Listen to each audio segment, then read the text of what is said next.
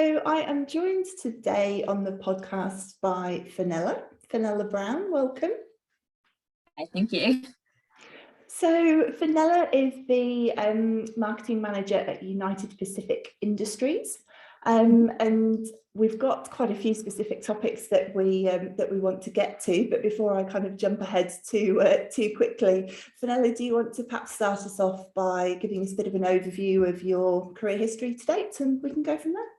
Yeah, of course. I've had probably quite a linear career progression, I guess, in terms of marketing. So I started out as a marketing assistant, working for a smaller company in New Zealand, if you haven't already picked up on my New Zealand accent.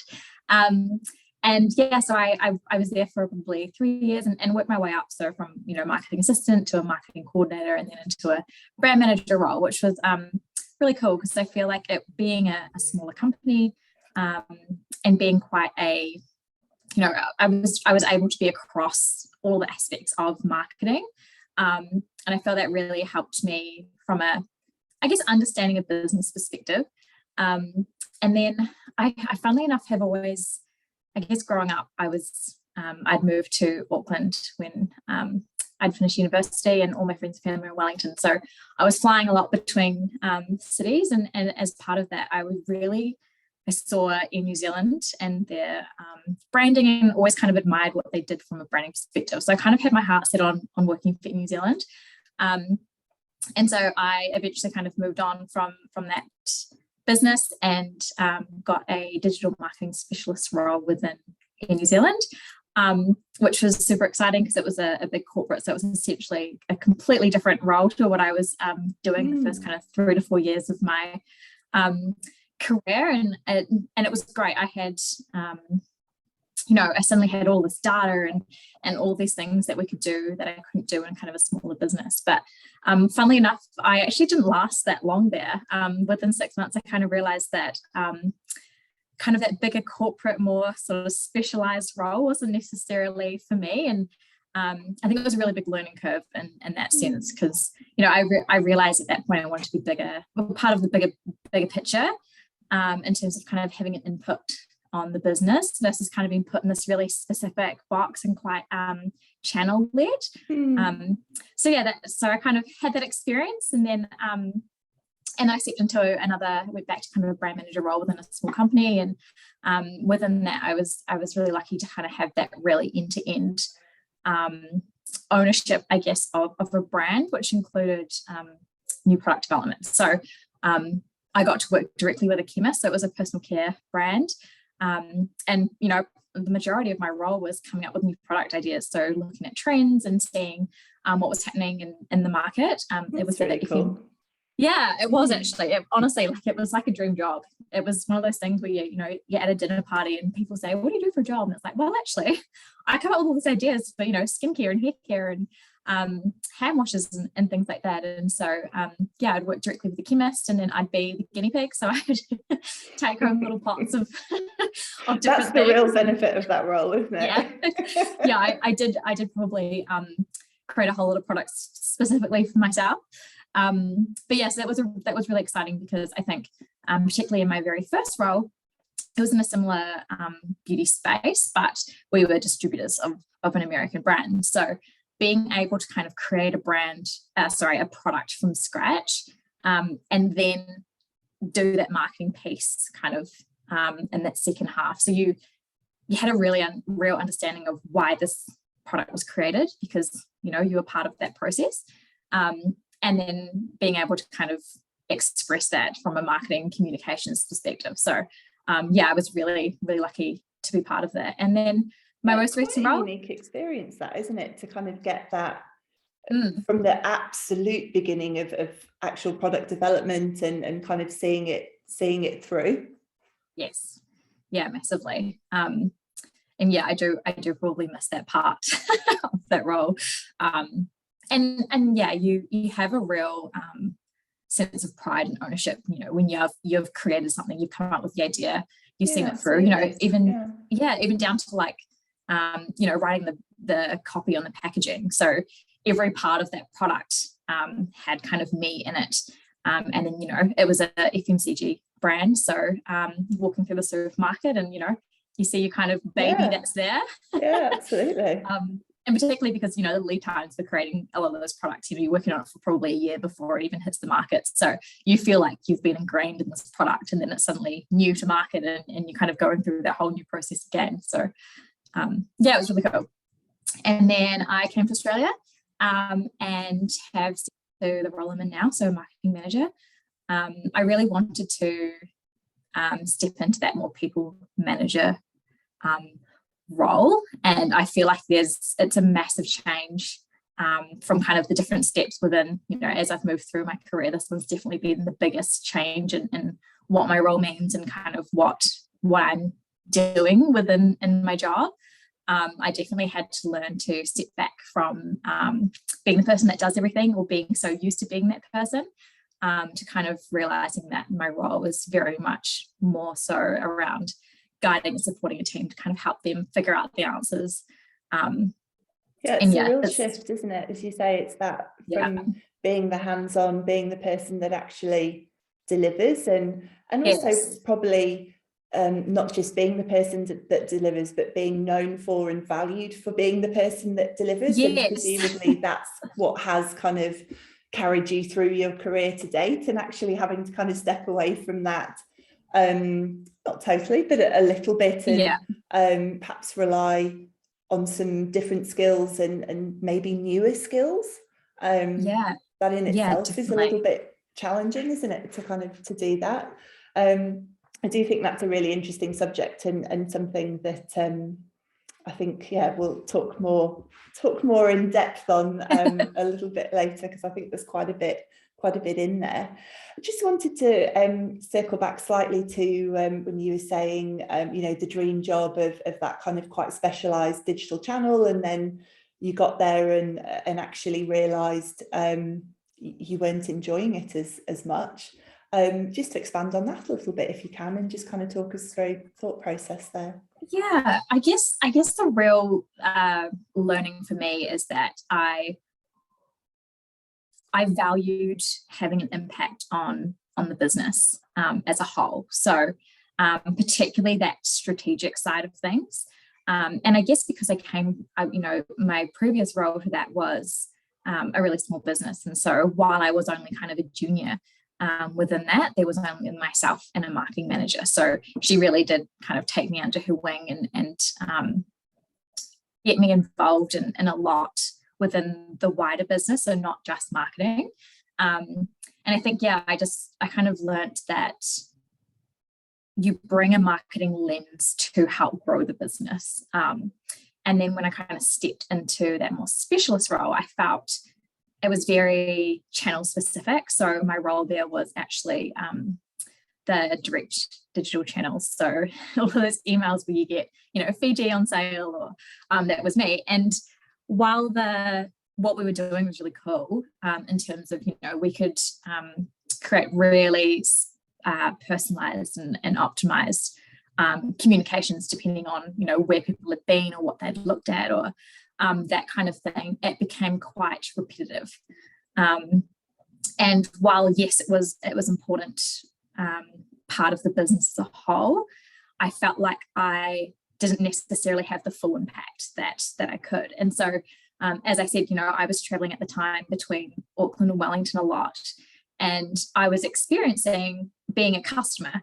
And I would sit there and go, oh, this, there's an opportunity to do this, or we could do this. But, I was kind of going back with all these ideas, and they were kind of being like, great, but you're kind of in this channel. So kind of stick to that. And I guess that part was a bit where I was like, but there's so much more we could do. Yeah. And when you've had that perhaps broader influence in previous roles as well, I'd imagine you really even more so feel the lack of it when it's not there. Yeah. And all of our objectives and things were all around that specific direct digital channel, rather than what we're trying to achieve as a whole as a business. I think that's that. I mean, obviously that's my experience, and I think everybody experiences these things different.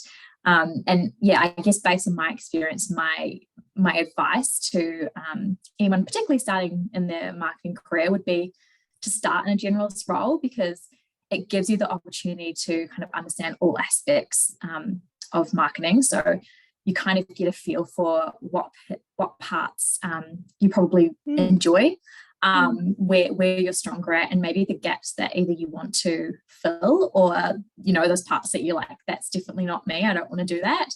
I think it gives you a really good kind of baseline to then figure out whether you want to kind of stay within that more generalist, or if there's an area within that you're like, this is really me and I really want to go down that.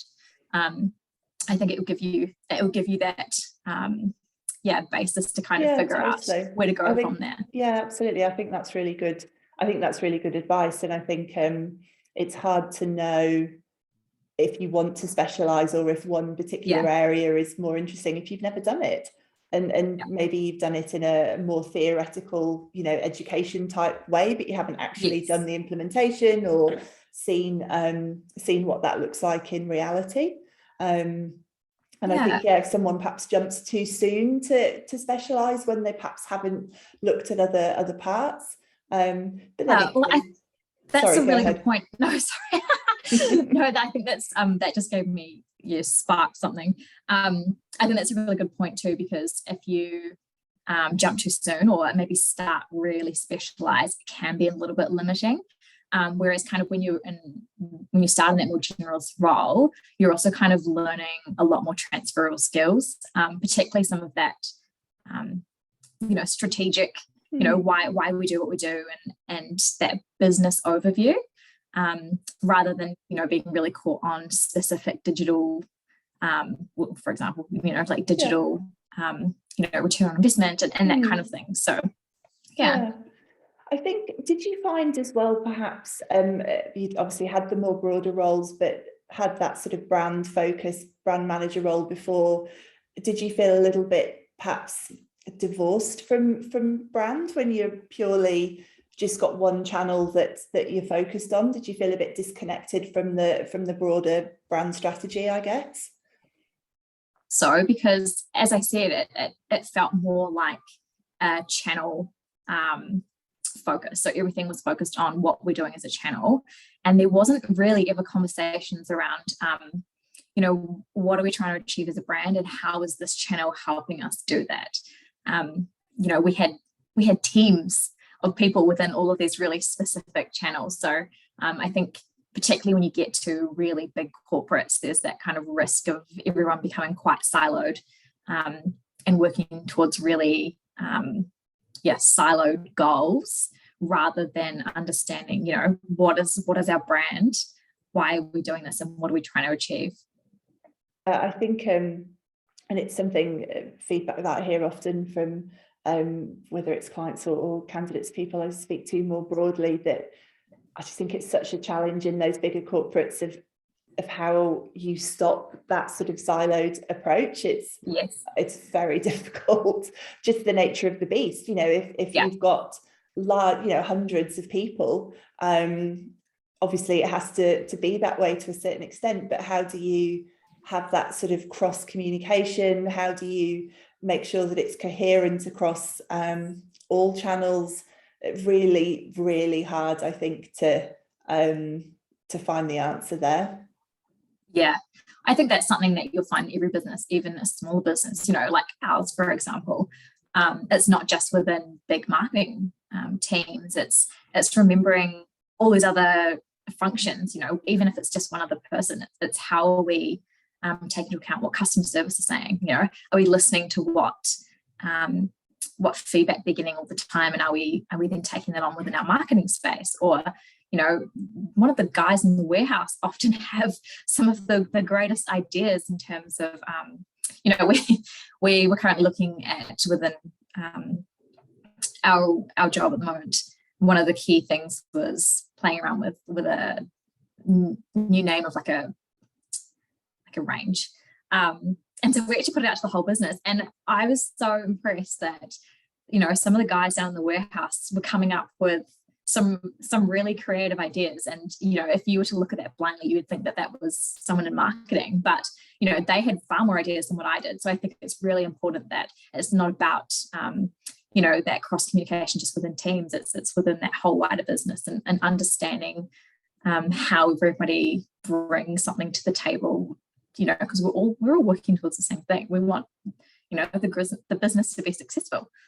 Yeah, it's a really good point, that actually, and you're so right. Yes, there's obviously certain challenges in larger corporate, but I think across any size of organisation, communication from and to marketing is so critical to success.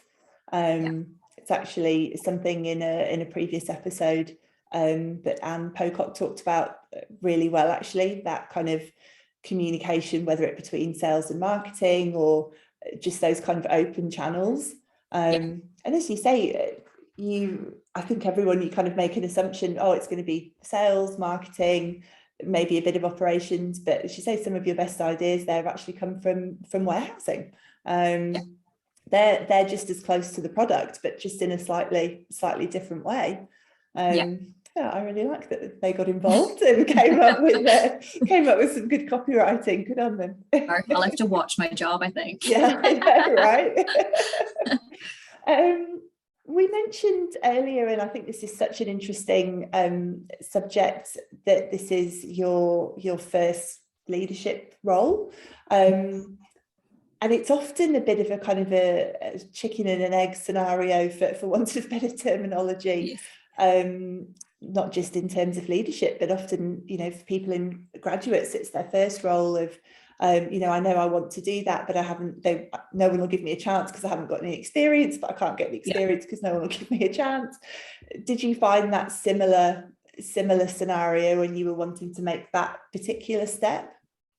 Yeah, that exact scenario. I guess, like, for me, I knew I wanted to step into this kind of people management role. And I knew that I was at that point where I was ready for that. I kind of had, I've experienced some really great managers, and I've experienced some maybe not so great managers. And I think, from that, I was going, I could do this, or I know how I could do this better, and what, some of the really great things that I had, I want to be able to do that for somebody else. And some of the things that weren't so great, I want to make sure that that's not happening for other people in that same situation. So I guess when you start, it's that classic, you start looking for a job and start applying. And I was very much getting a lot of that feedback of, you don't really have any management experience. And I was like, great, but how am I supposed to get that? And I guess, like, for me, it was super frustrating because, as I said, I've had some managers who weren't that great. And I knew that based on someone, my CV versus someone like that CV, on paper, they would have far more experience and probably are going through to interviews. And I was being, dismissed, essentially. But, so for me, it was this real, like, just because someone has experience doesn't mean they're necessarily, good at a people manager role. Because I feel like a people manager role, you're either a people manager or you're not. I think that's true. Yeah. Feel like a lot of people probably who are in kind of higher sort of senior management roles now, that there's a lot of people who have got there purely just because they've become experts in their field. So that's kind of just that natural progression, but not necessarily have that those people management skills, because it is a very different thing. So I had experience with people who were, my role was to do their job really well for them. So they were using their role as a kind of delegating all those tasks and making sure things get done because that was their job. And so, I guess I felt a little bit stuck. And so, funnily enough, I ended up actually doing a coaching course, which is probably not a direct kind of leader course, I guess. It wasn't necessarily, people leadership or anything like that. But I think the key thing was about how to have those kind of coaching conversations. And I feel like for me, it was a really pivotal moment when I realized what the true kind of purpose of a people manager is, and that it wasn't about being, the smartest or imparting kind of your knowledge on a team. It was essentially not about you at all. It was really about supporting and developing somebody so that they could be their best. And so I guess after kind of doing that course, I was probably approaching how I applied for roles and how I interviewed a lot differently, and having those conversations about, this is my understanding of what a people manager is and what I would like to see myself in that role. And so that definitely changed the conversation really quickly. And actually, when I had the interview with our CEO, Matt, it was very casual.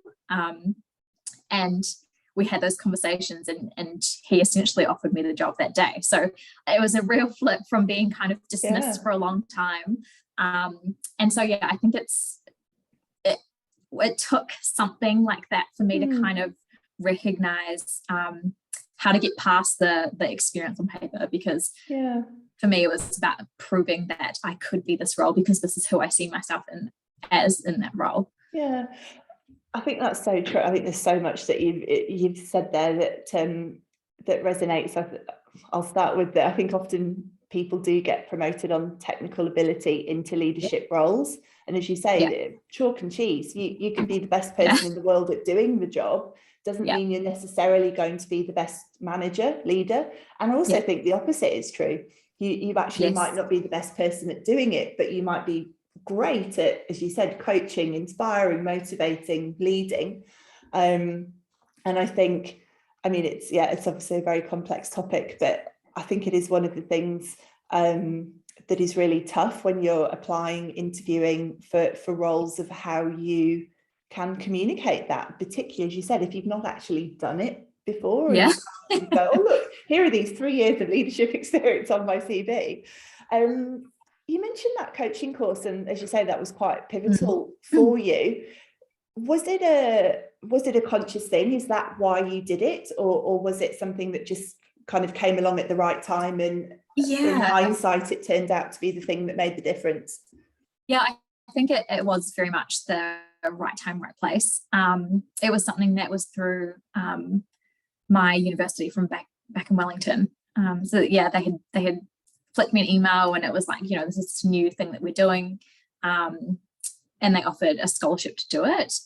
And so I thought, why not? We were also like in the middle of lockdown, so I was happy to be putting my hand up. Any sort of distraction would be warranted. Very much so. And as I said, I was early in that part where I was kind of looking for my next step. And it wasn't until I was doing this course when I was realizing actually how, I thought that maybe some of those managers in the past were not great, but it was really highlighting some of those key areas that weren't being done well. And I think that's where I really had that moment of like, I could do this, and this is where my passion is. This is what I want to do for somebody else, so that I'm not kind of stuck in they're not stuck in a similar situation to what I was. So it's a really interesting observation, that, isn't it? And as you were saying that, I was kind of going through my mind I remember having quite similar thoughts myself. What was it, 10 plus, more than that, aging myself years ago, when I was in that similar situation of wanting to kind of take on leadership roles, but hadn't sort of led larger teams before, and how do you do that? And I think often it is that reflection, isn't it, of what have I seen, what sort of styles have people employed on me, and often I think it's kind of how it feels to be on the receiving end of that. And I think, as you said, you can have really positive examples of that, but often it's the not so positive examples that actually stick with you more, because presumably they didn't make you feel great, and you do have that sort of underlying feeling of, I wouldn't want to make someone else feel like that. And I think that lived experience is so useful. And I guess the question then is how you translate that into getting your first leadership role and all of those sides of things. Can you tell us a little bit more about the actual kind of mechanics of that course? Because I think that might be useful for people who are in a similar position. Yeah, so it was very much at the time kind of new trialing something. It was through the university, as I said, and it was essentially partnering a whole lot of us who wanted to learn these kind of coaching skills with university students who were in their final year. And the class itself was a management class, and it was all around entrepreneurship. And they were put into teams of 8 with 7 other people from all around the world. So, and there were some amazing places that were involved. So we had people from Uganda and Fiji, Switzerland, South Africa. Like, they were honestly all over the world. And so yeah, it was actually an amazing course that Victoria University holds. And sorry, Victoria University of Wellington. Yeah. I realize there's another one here. It's a little bit confusing. And so what we did is kind of, I think it was about 8 weeks leading up to when their course started. We did a whole lot of online modules around coaching culture. And, we had evening classes, and we were all taking turns at coaching each other and kind of putting those skills to test. And then we were essentially opened up to the students. And so it was really around the students. I know, they released us out into the wild. And honestly, it was super nerve-wracking because I thought, what on earth am I going to be able to do to help, these students? And essentially, as you can imagine, we all go back to those university days when you're put into a group assignment, and it's one of the most traumatizing things you can experience. Yeah, I remember. And then kind of add this layer of everybody within that group is in all of these different places in the world. So there's language barriers, there's time differences. So it was a massive challenge for them. And so our role within that was to coach them through how to lead a team. So in a way, I was vicariously teaching others how to lead a team. Yeah. So yeah, and I think the biggest kind of takeaways for me was all around, you don't tell people what to do. And I think that was kind of like what? Like, surely that's what leading is, you're telling people how to do something. But it's all around having those conversations and kind of changing someone's perspective. So asking the right questions to kind of get them thinking about, why do I do this? And why is it that this person isn't engaged? And, is there something else going on? How can I help address that to make them feel like they can, I guess the key takeaway was, the kind of behavior you see is usually linked to some sort of underlying something else going on. Someone's, just because someone isn't contributing to an assignment doesn't necessarily mean that they are a bad person or don't want to have a good grade, or it's taking that step back and taking a perspective, like, if I was in their shoes, what can I do to help make them feel more engaged, or is there something going on in their life that I can help? Or a lot of them, a lot of the same conversations we're having in this was people saying, this person, no one's coming forward with ideas. How am I supposed to get people to come forward with ideas? And so we talked about, how they were doing that at the time. And a lot of it was around, I've asked them, what are your ideas? And I kind of, it's having those conversations where you kind of went, okay, well, if you're in their shoes, would you want to put forward your ideas to this group of complete strangers? Well, probably not. It's like, okay, how do we make this team feel like you're not a whole lot of complete strangers? How do you get to know each other a little bit more and kind of build that rapport? Because that's so important before you start kind of sharing things, because everybody has this, everyone's scared to share something, particularly in a workspace, ideas, because they don't want to be wrong, or they don't want people to be like, that's a bad idea.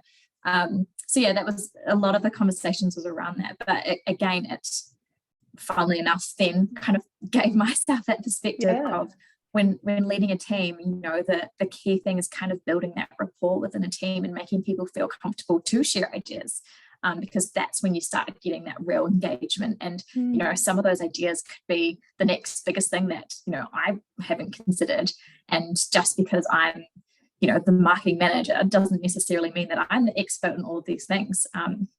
For example, my team currently, some of them have been in the company, a couple of years now, so much longer than I have. So they have more knowledge of the products and the brand and what we've done that's worked and what hasn't worked. So it's all about getting them to bring forward ideas and have a say on things as well, because I'm not an expert in any matter. Yeah, absolutely. You mentioned before that once you'd done the course, you felt that you were approaching applying and then interviewing in a slightly different way. Yeah. Can you tell me a bit more about what changed and how you were kind of doing it after having gone through that coaching course? I guess it's probably a confidence thing, to be honest. There's quite a difference between talking about what you think would be a good, manager technique or style, than actually experiencing it, right? And essentially the reason people look for experience on a CV is because they know that you've done it before and you're not kind of stepping in completely blind and no idea what you're doing. So for me, it was like trying to use what I'd learned in that as real life examples. So it was just as I did then, using an example of helping someone talk through a problem within their team or within, their context of an assignment. And how that then is essentially what I would see, that it's proving that I have those skills to be able to have those conversations and help kind of guide and support somebody, because that's essentially what a people manager role is. Yeah, it's more broadly, it's a really interesting question, isn't it, around experience versus behaviors, if that's the right word. It's not just, yes, this person has 4 years leadership experience on their CV, therefore they're going to be a good leader. It's what behaviors, what communication style, what traits am I seeing in this person that would in turn then lead them to be a good leader, if that makes sense. Well, I think that's actually a really good point too, because like for me, now that I actually just recently hired another person in my team, and so suddenly I was in that hiring manager position, and so it was really important to kind of keep reminding myself of when I was on the other side of that. And I think what I took from that was, while I was looking at people's CVs, I was looking at them very differently to what I probably would have in the past, or what others probably have to me at the time. For me, it was really important to hire someone based on their, not necessarily their qualifications or experience, but more so like their willingness and kind of like hunger to learn, because that's exactly who I was, right? So I was trying to get someone to take a chance on me, and so I felt that it was my duty to make sure that I was then doing that when I was going through that same hiring process. It's a really good point, isn't it? And I wonder, because at some point in everybody's career, we've all been in that position where someone had to essentially take a chance on us the first time.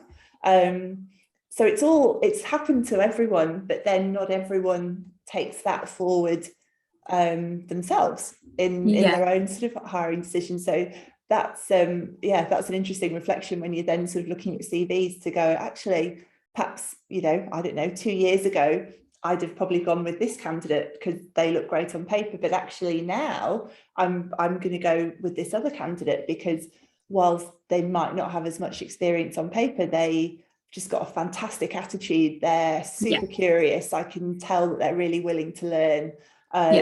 Their values are really aligned. All of the stuff that is much more intangible and is obviously harder to communicate in a CV and is also harder to elicit kind of during the interview process, but ultimately they're the things that will actually make the person successful or not. And I feel like I actually had a great example where I was interviewing 2 people. One of them was exactly that on paper, they had done everything that we were looking for, and the other had experience but not necessarily as much, and particularly in some of the areas that we were kind of wanting to move into. But then when I interviewed them, it was quite interesting that, the one who was more qualified, when you ask the question, what drew you to this role? It was all about, I've done this. I know this industry. I've done that. It's similar to what I've done in the past. versus the conversation with the other person was like, such an exciting category. I can see it's growing.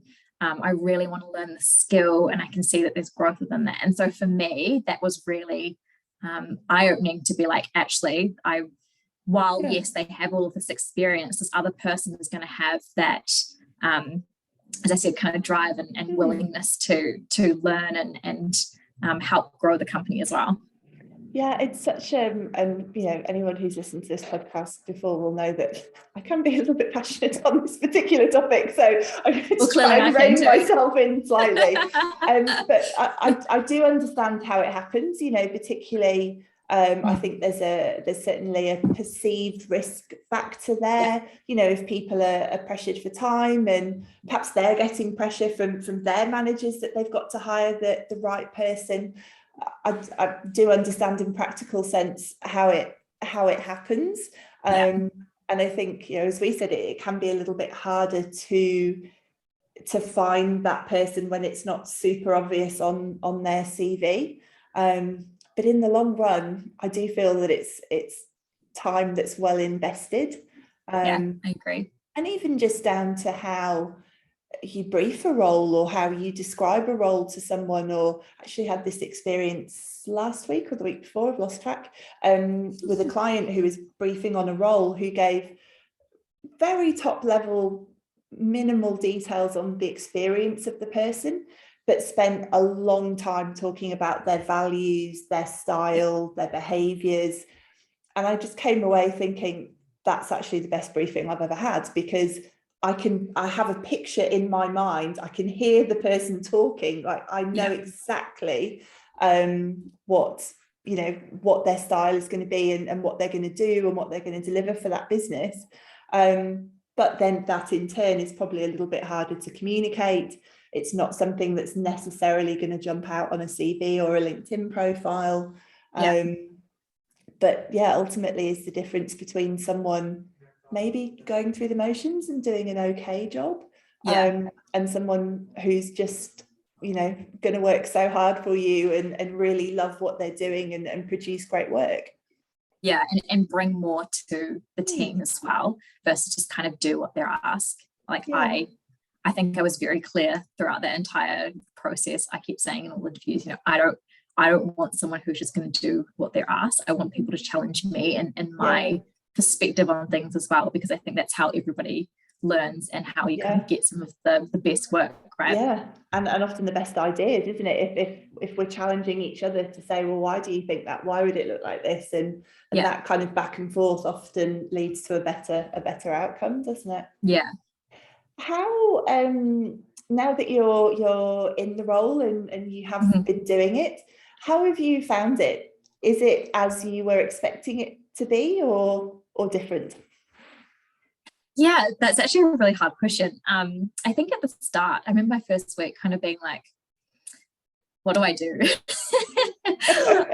That moment of, well, I got the job now what do I do?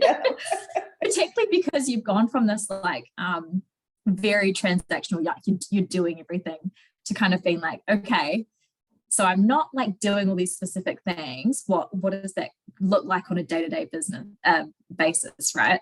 And I think also, I'm sure everybody who's stepped into a role that is kind of a step up has that like imposter syndrome, right? You kind of sitting there being like, how am I here?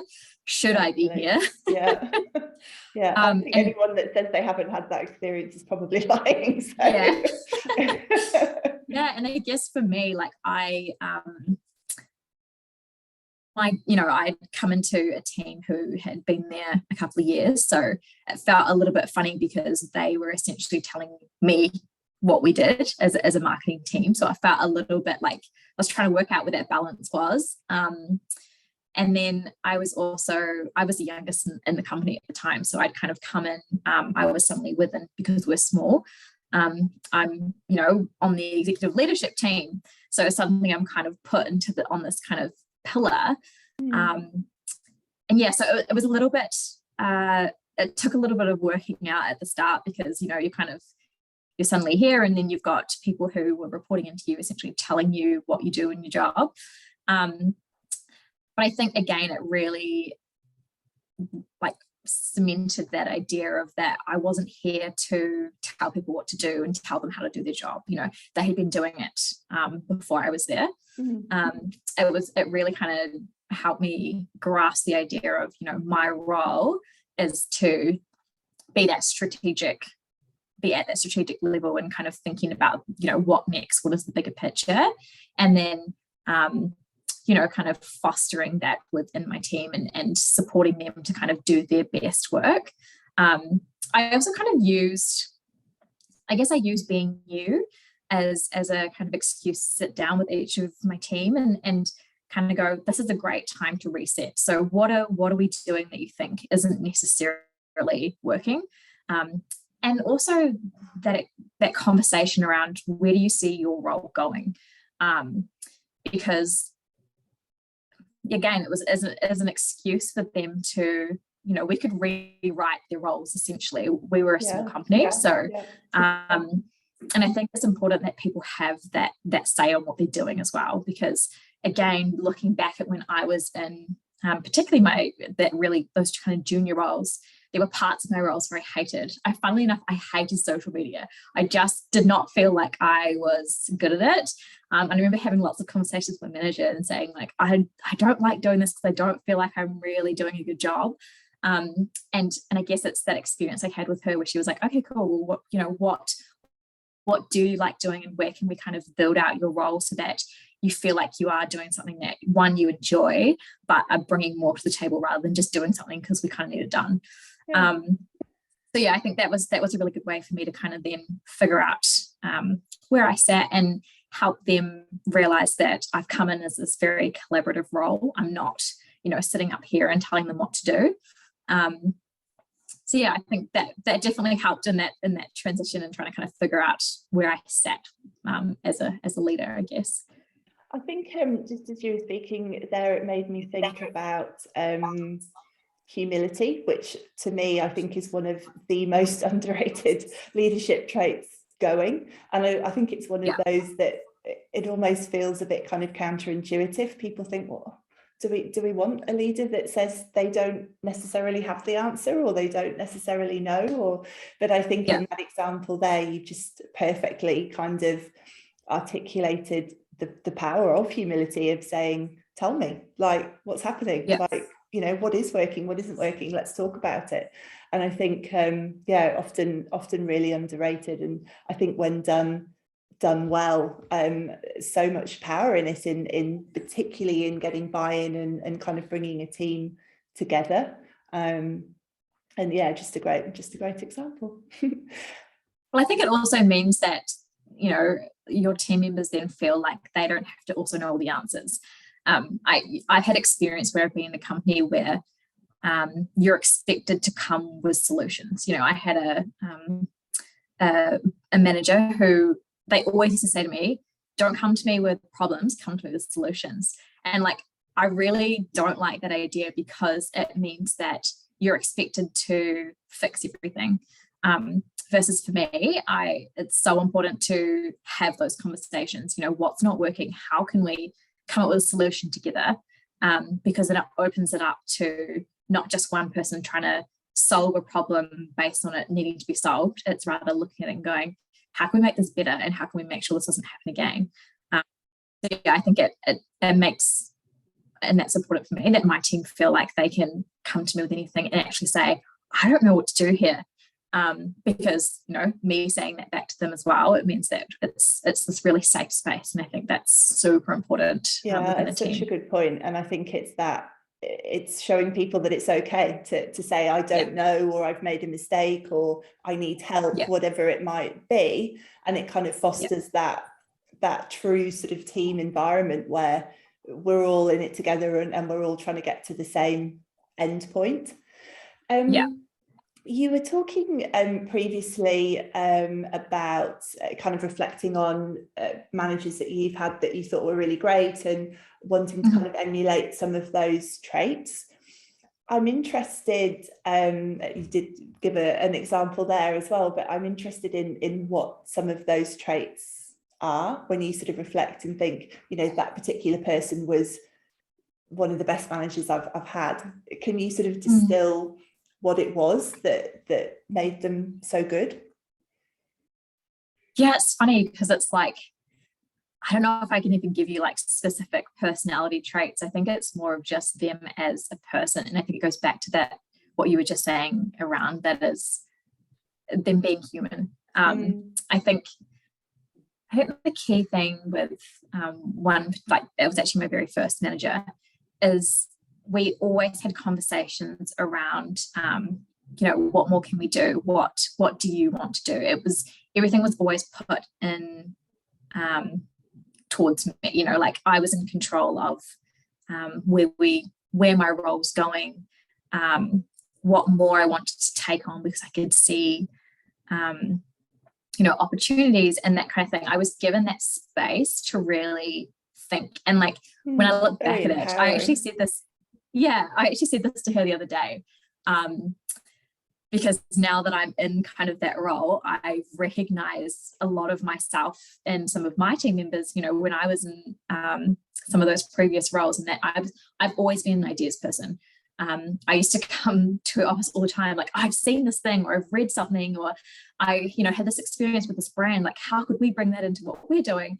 And we would always sit and talk through that. And I think the thing that I learned the most from her is she was never closed off to things. And even when I look back now, you know, some of those ideas were absolutely ridiculous, but it was the conversation. They were awful, terrible ideas. Well, that's what I said to her. I was like, oh my God, like you did such a good job kind of managing that. But yeah, I think the key kind of takeaway from what she did was, she would go, okay, great. What are the parts of that really work? And then how do we put that into context of what we do and what would work and why wouldn't it work? And so, you know, there was lots of times we would talk through it and then I'd go, actually, you're right. It's probably not going to work for us.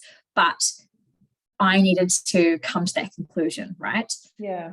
So she gave me that space to think it through. She asked those questions, and then I decided that it wasn't quite right, versus, you know, me going in there with all these ideas and excitement and being like, we could do this, and she going, we probably can't. That's probably a bit of an average idea, you know, that'll never work, because then I would have felt very different walking out of her office than I did when I had come to the conclusion that was a bit of a shit idea. So as you said, I think it's that. Yeah, and it's that kind of embodiment of that coaching style, isn't it? Of okay, let's talk about that. What does that look like? You know, which part's great, which part isn't great? And as you say, you've actually come to the conclusion yourself at the end, as opposed to someone telling you. Very, very different in terms of how it feels, and also the response that you then give thereafter.